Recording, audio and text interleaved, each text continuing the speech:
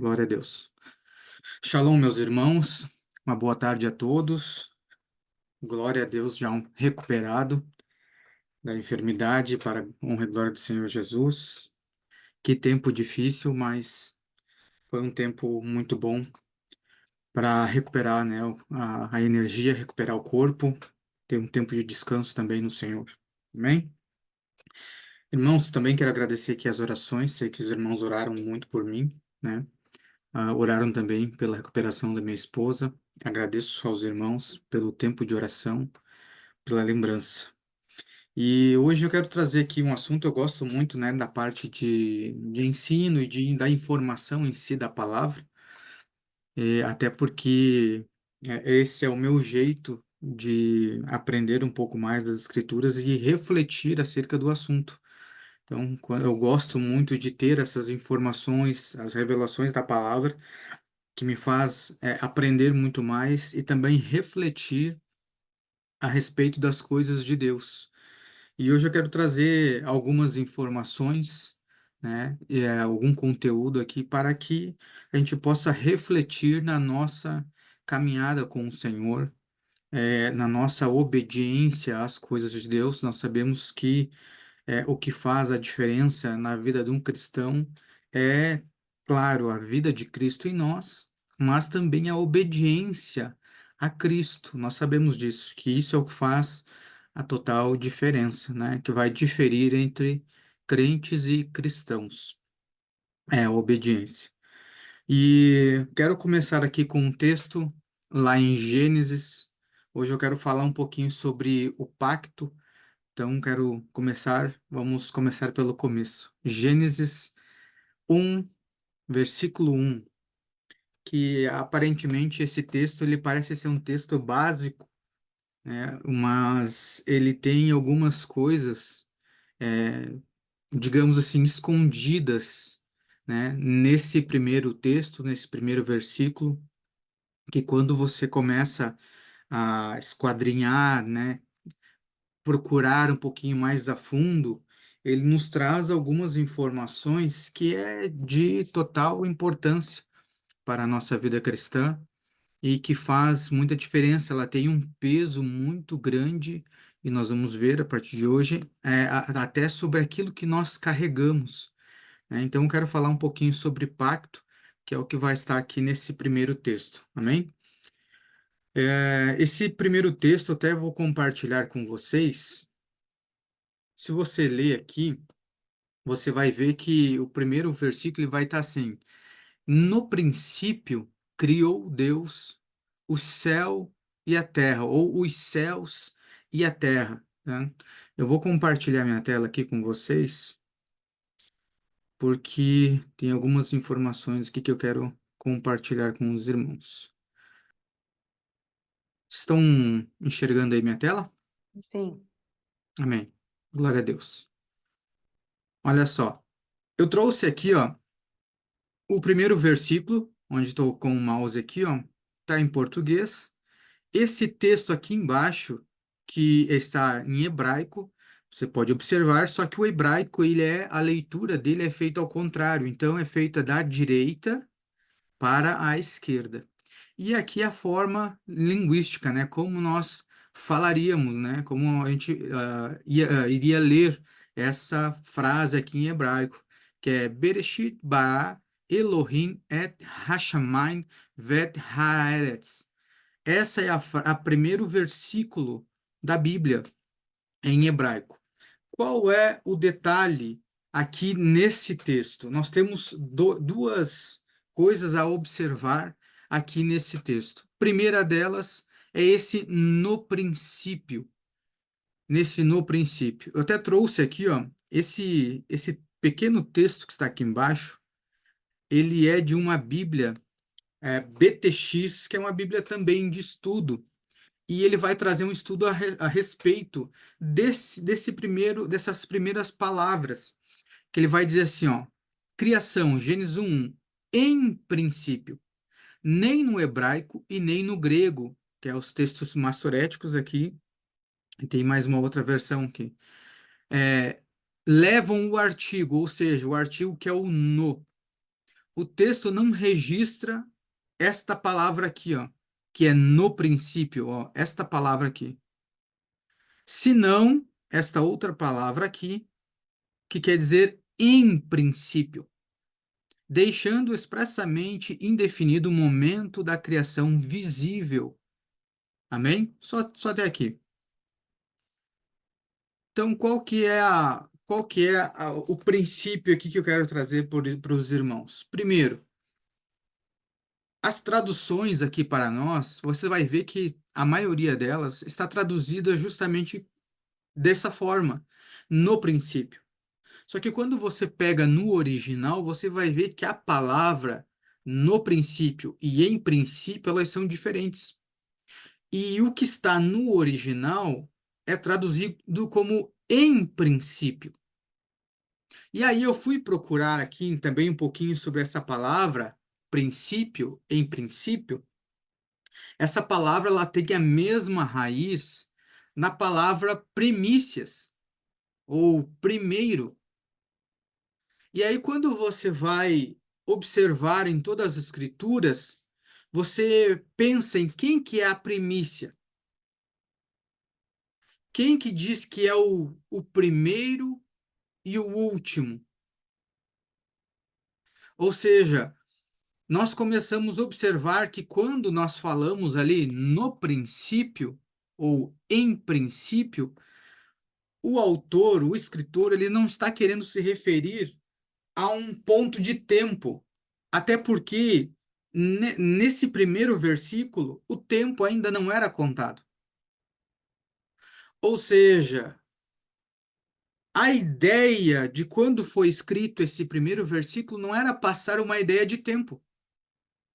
Até porque quando você estuda as escrituras, você vai ver que esses primeiros é, relatos da criação ainda era na eternidade, ou seja, fora de tempo. Mas então, se o autor não está querendo falar de tempo, do que o autor está querendo falar? Ora, disso que nós já citamos. Cristo é o princípio, Cristo é a primícia. Então, quando eu vou ler esse texto aqui, no princípio, que na verdade é em princípio, criou Deus os céus e a terra, ele não está falando de tempo, mas está falando aonde que foi criado. Ou seja, todas as coisas, os céus e a terra, foram criados em Cristo. Essa é a primícia, a ideia que o autor quis passar. Amém? Vamos dar continuidade aqui. Olha só, eu já tinha falado aqui, né? Deixa eu compartilhar novamente aqui, só para que os irmãos possam ver aqui também. Olha só, Reshit, que significa primeiro, começo, melhor, principal. Olha só, princípio, parte principal, parte selecionada. Ou seja, tudo isso tem esse significado nesse início, que aponta para quê? Cristo, ou seja, o ambiente em que todas as coisas foram feitas. Então, nesse início, quando eu começo a minha leitura em Gênesis 1, o autor ele não está se referindo ao tempo, que lá no começo foi feito dessa forma, não. O autor está dizendo em que foi criado, ou seja, Cristo, que é a primícia. Nele todas as coisas foram criadas. Amém? Agora olha só. Veja comigo lá Apocalipse. Abra na sua Bíblia. Apocalipse capítulo 22, verso 13. Apocalipse 22, verso 13.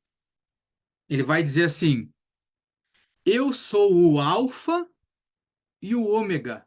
Olha só. O princípio e o fim, o primeiro e o último. Quem está falando isso? Cristo. Se ele é o princípio, quando eu leio lá em Gênesis 1, me confirma que não está falando de tempo, mas aonde, em quem, no princípio, em Cristo. Então, hoje, quando você ler esse Gênesis 1:1, tem esse entendimento, que todas as coisas foram feitas em Cristo, no nosso Senhor. Outra coisa a se observar aqui também é que você vai ver que aqui no início desse versículo, ele vai estar falando também sobre eu sou o Alfa e o Ômega. E justamente o porquê que ele falou isso do Alfa e o Ômega, sendo que Alfa e o Ômega é a primeira e a última letra do alfabeto grego. E lembrem que o Novo Testamento ele foi escrito em grego. Mas se você observar agora, e eu quero voltar aqui com os irmãos, deixa eu compartilhar novamente aqui minha tela. Olha só, observe comigo aqui. Outra coisa, quando você vê que a frase original, aqui no hebraico, você vai ver que tem duas letrinhas aqui, ó. Essas duas letrinhas, que são essas duas, esse et, que no português não nos foi traduzido, porque ela não tem uma tradução. Porque essas duas palavrinhas aqui, essas duas letras, aliás, elas são a primeira e a última letra do alfabeto hebraico. Agora, olha só, parece coincidência que no primeiro versículo você vai ter a primeira letra e a última letra do alfabeto hebraico, e lá em Apocalipse, já no final das escrituras, você vai ter o alfa e ômega, também a primeira letra do alfabeto grego e a última letra do alfabeto grego, que não nos foi traduzida. Agora vamos seguir aqui para que a gente observe algo. Olha só, o morfema Aleph e Tav, que são aquelas duas letras, tá? O leitor comum do Velho Pacto deve estar a par da existência da partícula hebraica et, não traduzida nas versões. Esta partícula está constituída por duas letras, o Aleph, que é essa primeira letra do alfabeto hebraico, e o Tav, que é a última. Amém? Vamos seguir aqui. Olha só. A transliteração do nome das letras deste morfema, Aleph e Tav, em algumas passagens é teologicamente obrigatória. Ou seja, aqui ó, vai ter várias passagens. Gênesis 1, versículo 16, versículo 27 e uma série de versículos aqui que depois eu posso passar para os irmãos. Amém? Ele vai seguir assim, ó, e assim deixamos evidência dela nesta edição. Em futuras edições, se considera assinalar desta misteriosa partícula hebraica, a fim de que seja o leitor quem descubra sua utilidade. De igual maneira, é interessante ressaltar que da escritura pictográfica deriva o alfabeto paleo-hebraico e deste o hebraico quadrático. A primeira letra do alfabeto paleo-hebraico é o Aleph, ou seja, esse alfabeto paleo-hebraico, ele é o hebraico mais antigo. Você vai ver em algumas. Depois eu vou mostrar aqui na minha Bíblia. O tipo de escrita. Ele era desenhos que eles compreendiam como letras. Então, é um hebraico bem antigo. Então, você vai ver que o Aleph era esse desenho. Significa força, uma vez que provém na escritura pictográfica de uma cabeça de boi, ou seja, então o desenho era uma cabeça de boi, que depois foi escrita dessa forma e chegou nesse nome, Aleph. E o significado, então, desta letra é força.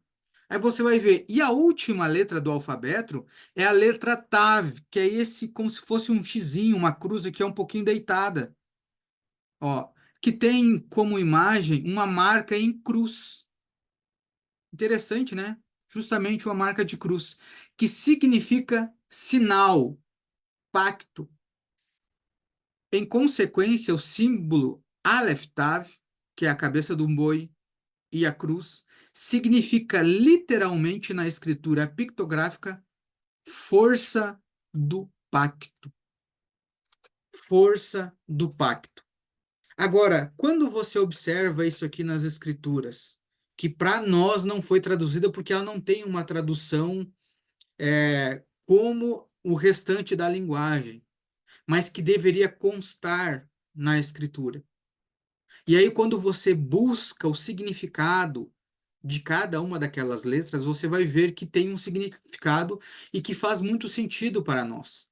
Agora, quando você lendo Gênesis 1:1 desta forma, em princípio, ou seja, em Cristo, criou Deus pela força do pacto os céus e a terra. Faz ou não faz diferença? Então, esse versículo ele tem muito mais escondido do que nós imaginamos. O que que isso nos mostra? Primeiro, em Cristo, a diferença de criar ou de estar em Cristo. E acredito que você agora já começa a compreender a respeito, ver o peso que é estar em Cristo. Estar em Cristo.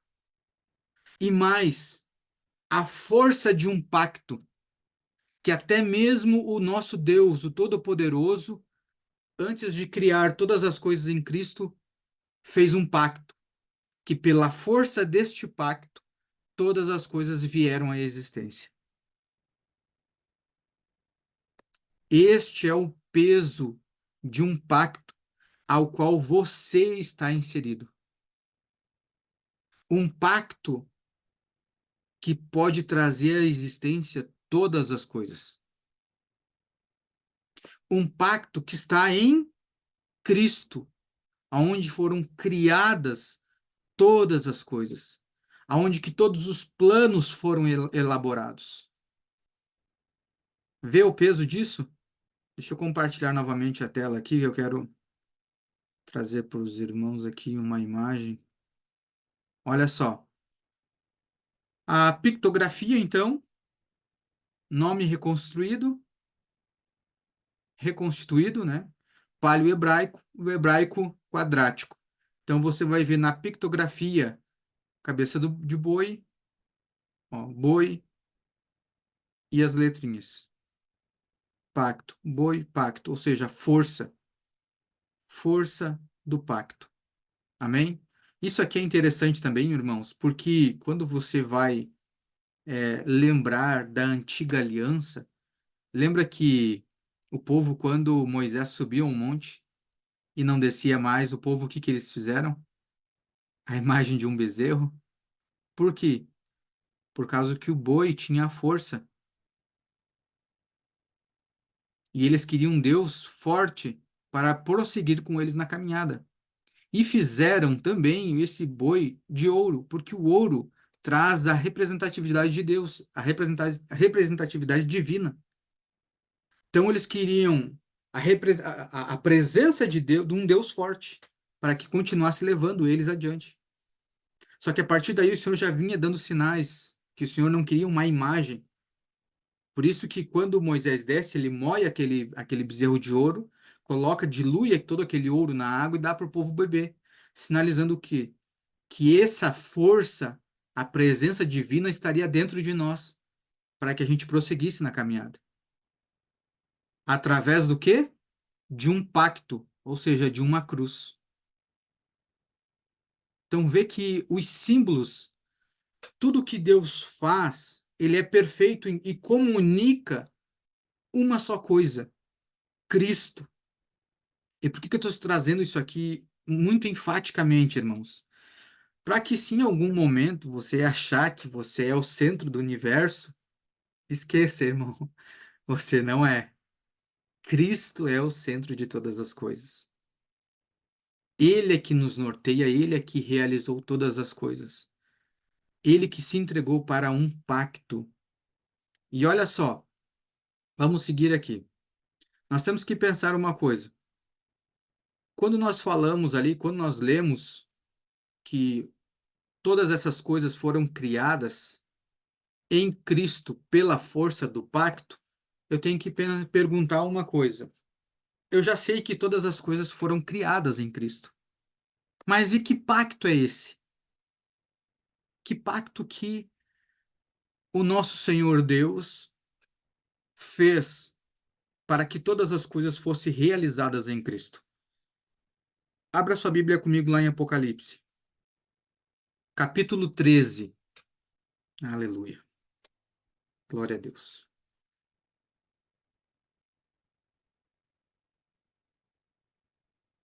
Estou tentando ir bem devagar, irmãos, para que a gente pegue no espírito essa todo esse conhecimento, toda essa revelação do Senhor que ele tem para nós, que tenho certeza que isso vai fazer com que a gente enxergue com outros olhos essa aliança que nós temos com o Senhor. Amém?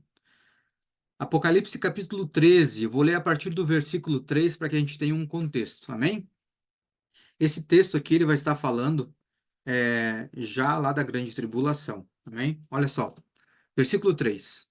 E vi uma de suas cabeças como que ferida para a morte, e sua ferida mortal foi curada, e todo o mundo se maravilhou com a besta.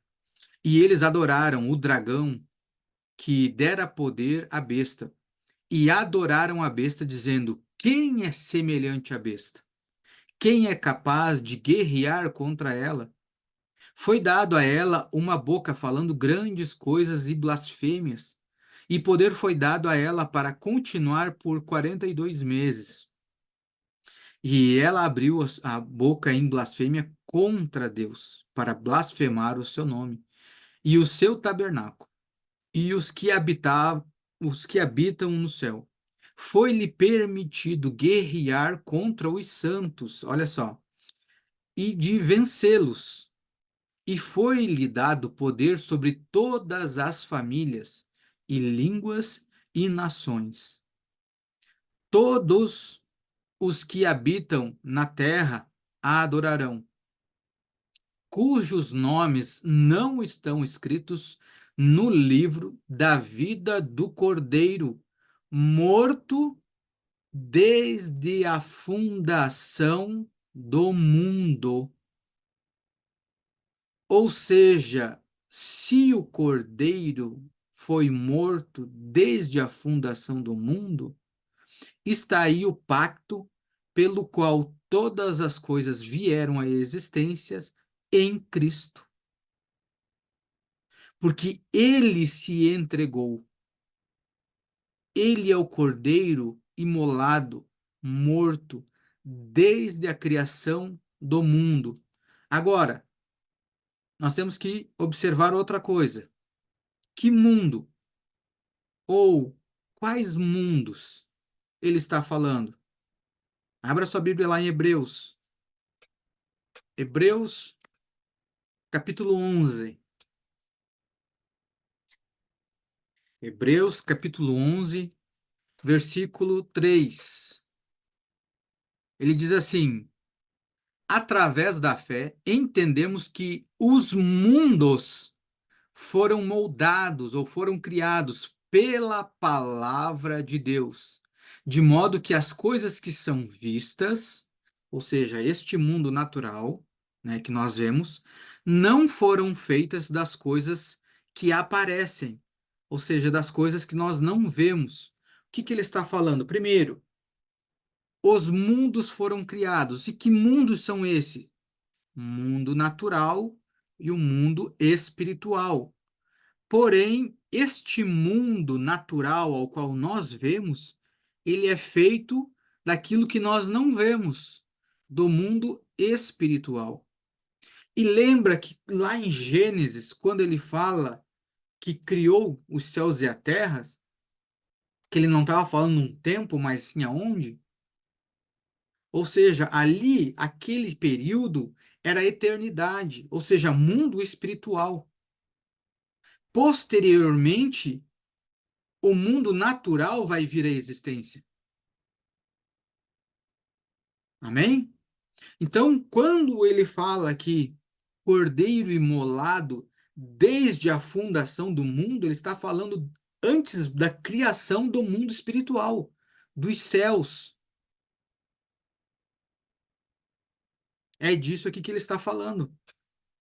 Amém? Vamos lá, vamos seguir. João, João capítulo 1. João capítulo 1. Aleluia. Glória a Deus. João capítulo 1, versículo 1. Segura aí esse texto. Eu vou só reler aqui Hebreus para que os irmãos prestem atenção em algo. Em Hebreus, onde que nós recém lemos, ele vai dizer assim, que através da fé entendemos que os mundos foram moldados pela palavra de Deus. Pela palavra de Deus. Agora vamos ler João 1, a partir do versículo 1. No princípio era a palavra, e a palavra, ou o verbo, tá? Algumas versões vai estar falando o verbo. E o que é verbo? Verbo é tudo que dá ação e movimento. Ação e movimento. No princípio era a palavra estava com Deus, a palavra ou o verbo era Deus. Ele estava no princípio com Deus. Todas as coisas foram feitas, olha só, todas as coisas foram feitas por ele. E sem ele, nada do que foi feito se fez. Nada do que foi feito se fez.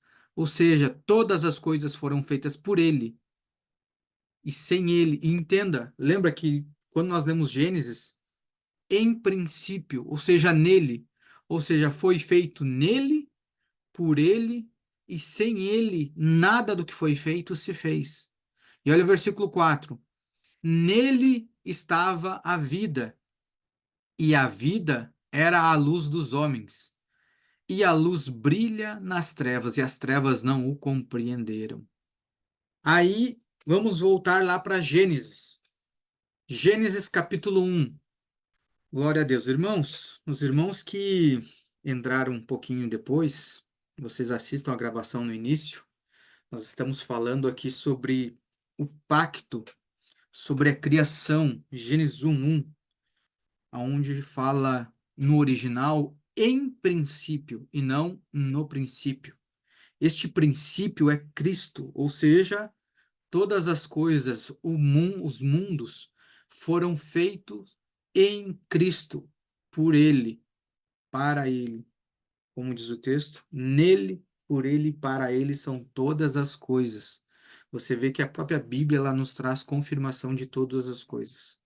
Em Gênesis, vamos voltar lá, Gênesis capítulo 1, agora no versículo 2.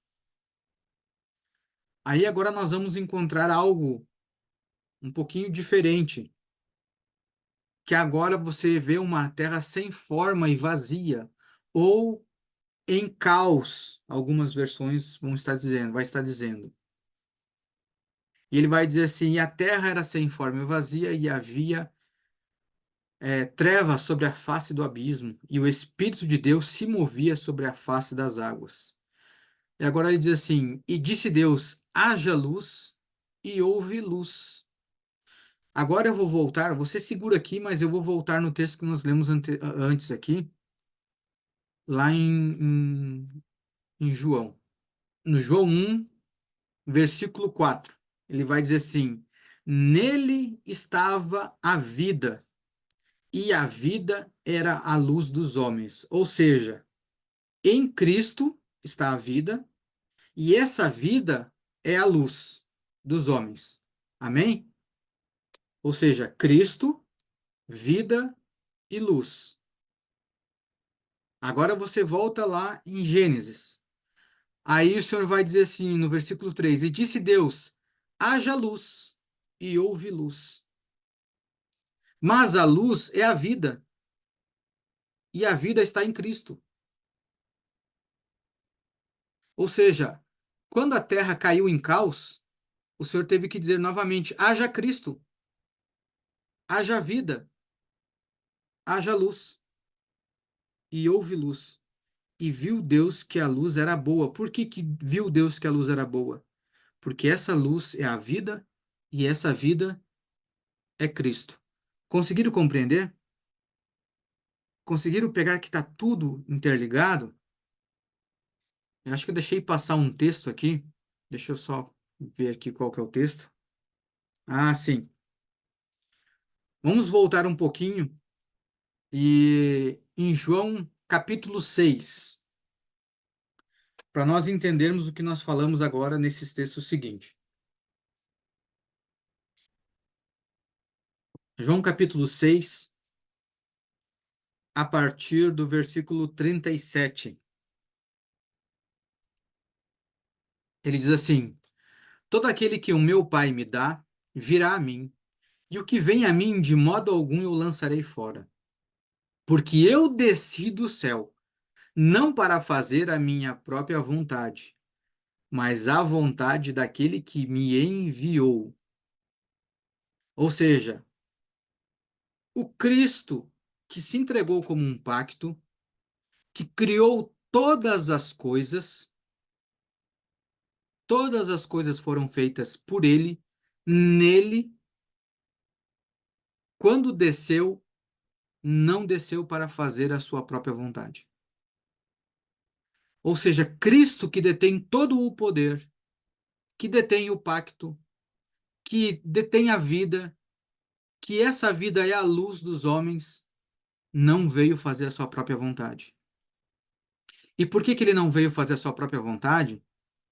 Porque em Gênesis 1:1, quando ele fez todas as coisas em si mesmo, como ele é a vida, ele é a luz, tudo estava perfeito.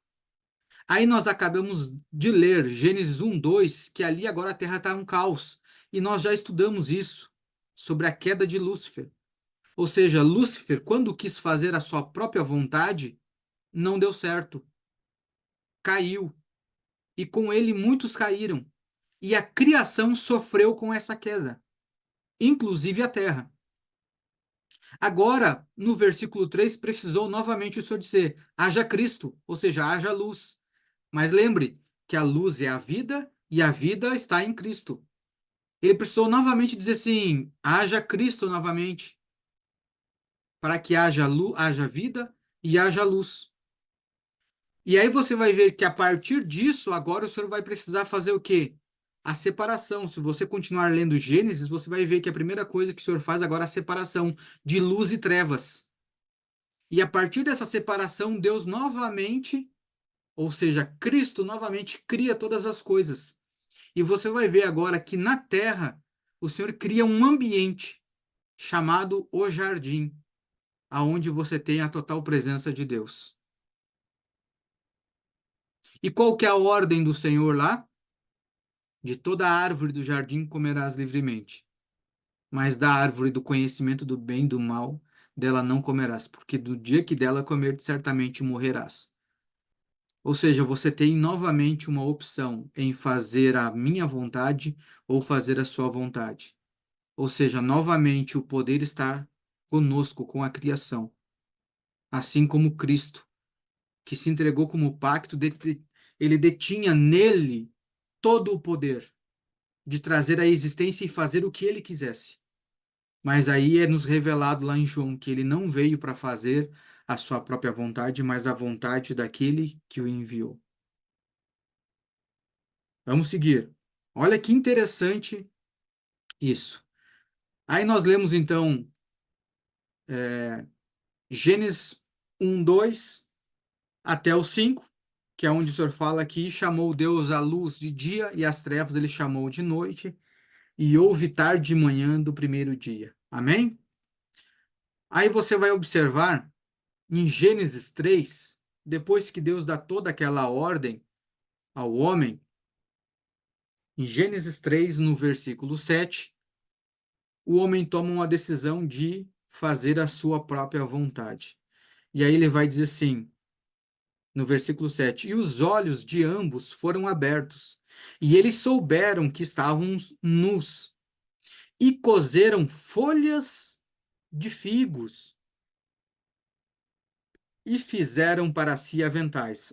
Então, um ponto a ser observado aqui é que no jardim nós tínhamos a tal figueira. Se tínhamos folhas de figo, nós tínhamos a figueira. Amém? Aí no versículo 21, nós vamos observar que o Senhor ele vai fazer para Adão e para sua mulher uma veste. Ele vai dizer assim: para Adão e também para sua mulher, o Senhor Deus fez vestes de pele e os vestiu. Ora, como que eu consigo uma veste de pele? Somente através de um sacrifício. Porque todo pacto tem validade através do sangue. Então, folha de figueira não cobre pecado. O que cobre pecado é sangue, sacrifício. Amém? O porquê que isso é interessante? Parece que está fora de contexto. Para nós observarmos sobre a nossa vontade e a vontade de Deus. Vamos seguir. Abra um texto comigo lá em Mateus. Mateus 21. Mateus capítulo 21, versículo 19. Uma passagem bem conhecida sobre a figueira. Quem lembra aqui? Mateus 21, 19, ele vai dizer assim: e avistando, o Senhor Jesus, tá? E avistando uma figueira à beira do caminho, dela se aproximou e não encontrou nada, senão algumas folhas. E disse-lhes: jamais cresça fruto em ti, para sempre. E a figueira murchou imediatamente. Mas o que que tem a ver essa figueira? Irmãos, novamente, agora uma criação caída, ela vem trazer para o homem aquilo que trouxe no jardim, folhas. No jardim, quando o homem pecou, o homem se serviu de folhas para cobrir o que ele fez, ou seja, a sua vontade. Novamente, a criação agora vem trazer o quê? Uma simbologia para Jesus, apontando o quê? Faça a sua vontade, Jesus. Estou te apresentando folhas novamente. Mas qual que é o desejo do Senhor para toda a criação? Que ele falou lá no jardim: frutificai-vos, multiplicai-vos, deem frutos. Essa é a vontade. Quando o Senhor olha a figueira sem fruto, mas com folhas, o que que ele está sinalizando? Eu estou fazendo a minha vontade, estou te apresentando folhas, eu não quero dar fruto. Imediatamente o nosso Senhor disse assim: É como se ele falasse o que ele falou para Pedro: para trás de mim, Satanás. Para mim, você é uma pedra de tropeço. Por isso que ele amaldiçoou a figueira. Novamente, por quê? Porque lá no princípio, eles já usaram, Adão e Eva usaram as folhas para se cobrirem do seu pecado, ou seja, da sua vontade. Eu vou usar folhas de figueira para esconder a minha vontade. E aqui a folha de figueira, a figueira novamente apresentando isso para Jesus. Ó Jesus, toma as folhas, faça a sua vontade. Mas lembra que nós lemos aqui em João? Eu não vim para fazer a minha vontade, mas a vontade daquele que me enviou. O que que as folhas de figueira apontam? Para a justiça humana, a justiça própria. Todas as vezes que nós queremos exercer a justiça própria, nós estamos nos cobrindo com folha de figueira. Mas folha de figueira não cobre pecado. O que cobre pecado é o pacto, é o sangue, é o cordeiro, é Cristo. E aí, quando eu olho para Cristo, que trouxe à existência todas as coisas, ele mesmo diz que não veio para fazer a sua própria vontade. Amém? Aí, agora nós vemos Jesus vindo e manifestando aquilo que estava oculto. Por quê? A Bíblia diz, lá em Apocalipse, que nós lemos, que ele foi o cordeiro morto ou imolado desde a criação do mundo, desde a fundação do mundo. Só que agora, 2000 anos atrás, ele traz isso à existência. Ele traz isso para o mundo aparente, porque até então estava oculto no mundo espiritual. E aí é manifesto através do seu nascimento e depois da sua morte de cruz. Ou seja, ele traz à existência, ele manifesta aos nossos olhos o verdadeiro pacto.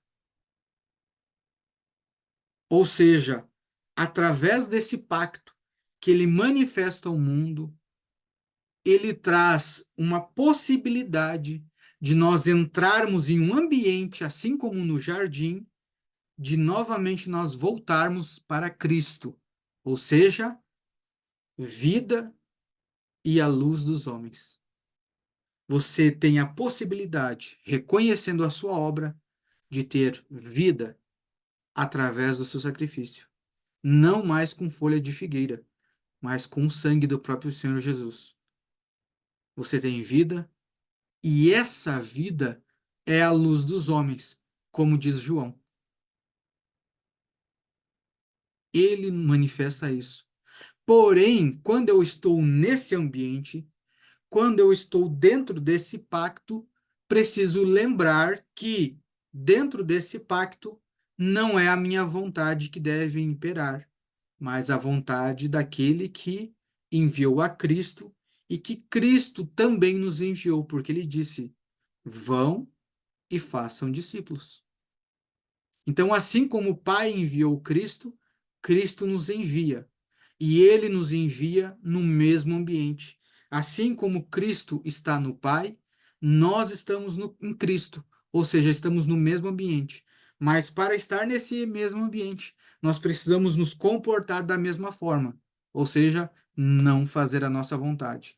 Porque todos aqueles que quiseram fazer a sua vontade saíram da presença, mudaram a realidade das coisas. Ou seja, Lúcifer caiu e fez com que a criação sofresse. Adão, quando pecou, usou as folhas de figueira, sinalizando a sua justiça própria. Saiu do jardim, saiu do ambiente da presença de Deus. Agora, Jesus manifesta o pacto eterno através do seu sangue. E você tem essa possibilidade de voltar para esse ambiente. Porém, para que você esteja nesse ambiente, é necessário que você se comporte de acordo com o que exige esse ambiente, que é fazer a vontade daquele que te enviou ou daquele que te possibilitou entrar neste pacto. Amém? Essa entrega do nosso Senhor, visivelmente, nós vemos também através do seu batismo, aonde o Espírito de Deus, o Espírito do Pai, vem sobre ele e aonde o próprio pai ele vai revelar algo sobre o filho. Ele vai dizer assim: este é o meu filho amado, em quem eu me comprazo, em quem eu tenho prazer. Por quê? Por que que ele diz isso a respeito do filho? Porque lembra que em Gênesis, em princípio, ou seja, em Cristo, e por ele foram feitas todas as coisas? Cristo detém o poder de fazer todas as coisas e decidiu fazer a vontade do Pai. Aí o Pai olha e diz assim: esse é o meu filho amado em quem eu tenho prazer, que tendo o poder de fazer todas as coisas, trazer à existência todas as coisas, ainda assim fez a minha vontade e não a vontade dele. Esse é o pacto em que você está inserido.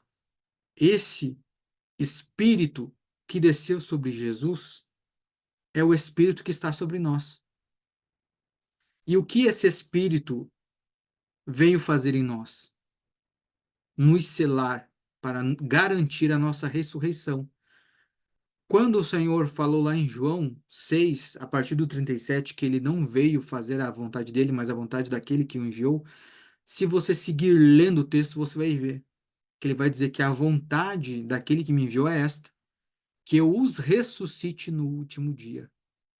E o que me garante essa ressurreição é justamente esse selo, esse penhor, essa garantia que é o Espírito Santo em nós. Porém, há um batismo do Espírito Santo sobre nós. que vai realizar as obras, vai nos convencer do pecado, da justiça e do juízo, e que também vai nos trazer a lembrança que o que eu preciso fazer é fazer a vontade do Senhor e não a minha vontade. Assim eu consigo caminhar de comum acordo com este pacto ao qual foi me permitido o acesso.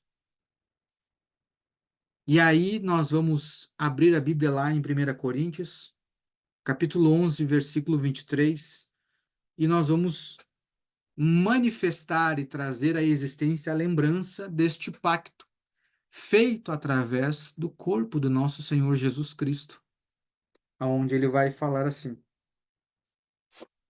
1 Coríntios 11, a partir do 23, o apóstolo Paulo, compreendendo a profundidade desta aliança, ele diz assim: porque eu recebi do Senhor o que também vos entreguei. Ou seja, o Paulo não está dizendo assim, olha, eu vou ministrar uma ceia qualquer. Ele está dizendo assim, porque eu recebi do Senhor o que também vos entreguei. Ou seja, eu estou entregando para vocês algo que o Senhor me deu. Eu não estou aqui para entregar algo da minha vontade, mas algo da vontade do Senhor. Que o Senhor Jesus, na mesma noite em que foi traído, tomou o pão, pegue o seu pão, e tendo dado graças, ele o partiu e disse: tomai, comei. Isto é o meu corpo que é partido por vós. Fazei isto em memória de mim. O que que ele está dizendo? Isso aqui é um pão que é o meu corpo. Isso aqui é o animal que está sendo morto para que seja retirado a pele e sirva de vestimenta para vocês. Isso aqui não é folha de figueira. Esse é o cordeiro imolado desde a fundação do mundo. Esta é a aliança que vocês estão inseridos e que estão trazendo à memória através desse pão, que simboliza o meu corpo. Fazei isto em memória de mim. Pai, em nome de Jesus, eu quero te agradecer por esta aliança, por este pacto no corpo de Cristo, ao qual nos foi permitido ter esse acesso.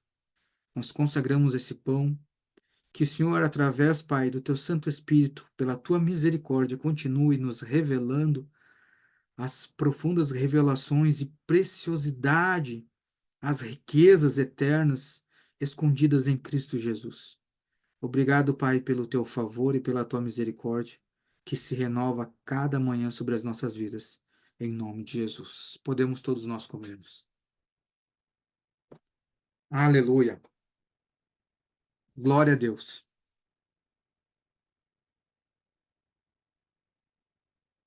25.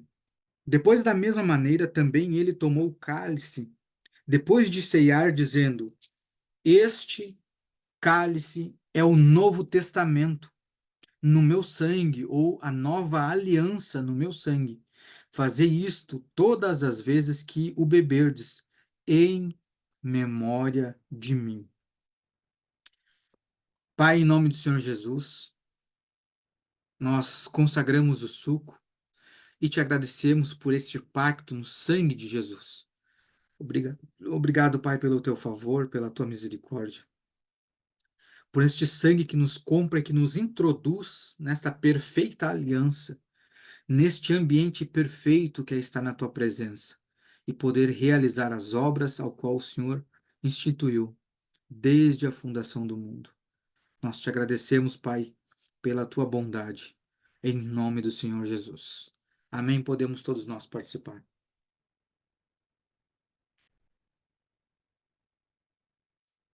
Glória a Deus. Aleluia. E ele segue dizendo assim: porque todas as vezes que comerdes este pão e beberdes este cálice, proclamais a morte do Senhor até que ele venha. O que que isso está dizendo aqui? Você está proclamando o pacto, a força do pacto. Aleph Tav. Você traz à lembrança este poderoso pacto que há no sangue e no corpo de Jesus. Amém? Até que o Senhor venha. Portanto, qualquer que comer este pão e beber este cálice do Senhor indignamente, será culpado do corpo e do sangue do Senhor. O que é esse indignamente, irmãos? É não discernir o corpo, é não compreender e de que aliança você está fazendo parte. É comer do pão, é beber do cálice e querer ainda assim fazer a sua própria vontade. Por isso que ele diz assim no 28, mas examine-se o homem a si mesmo, e assim coma deste pão e beba deste cálice. Porque aquele que come e bebe indignamente, come e bebe condenação para si mesmo, não discernindo o corpo de Cristo, ou o corpo do Senhor. Por causa disto, muitos estão fracos, enfermos entre vós, e muitos dormem. O que é esse dormir? É uma morte. Por que ele não escreveu aqui morte ao invés de dormir? Porque morte só cabe para quem não está em Cristo. A verdadeira morte é você estar desligado de Cristo. O dormir aqui é para aqueles que, mesmo estando em Cristo, estão dormindo, como se estivesse morto. Parece vivo, mas não está. Amém? Glória a Deus. Avançando um pouquinho mais, eu já estou finalizando. Abra comigo 1 Coríntios capítulo 12. Avança aí na próxima página da sua Bíblia, no versículo 27. Ele vai dizer assim, 1 Coríntios capítulo 12, versículo 27. Ora, vós sois o corpo de Cristo e seus membros em particular.